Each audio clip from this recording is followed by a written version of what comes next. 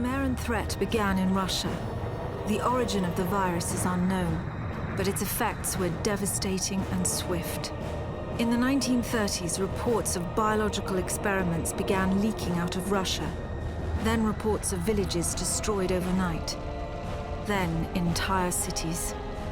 We feared the Russians had developed a weapon of unparalleled power. The truth was far worse. The chimeras stayed sealed within Russia for over a decade. Then, in 1949, they launched an attack that overwhelmed all of Europe in a matter of weeks. For several months, we thought England was safe. But in October of 1950, the Chimera burrowed under the Channel. We had prepared for them, but in 3 months' time, the war was lost. We abandoned the cities to the Chimera and retreated to scattered military bases and outposts. The Chimera had won. On July the 11th, 1951, the Americans launched an assault on the eastern coast of England. On the second wave of that assault was a sergeant named Nathan Hale. The actions of that soldier have become a matter of both scrutiny and myth.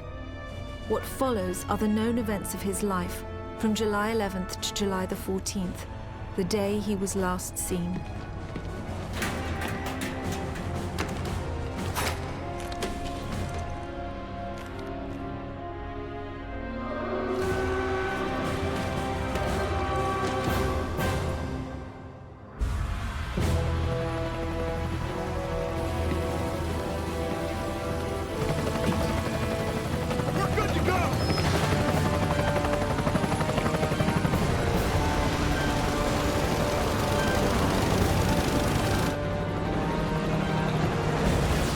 Soldiers had no idea what they would soon be facing.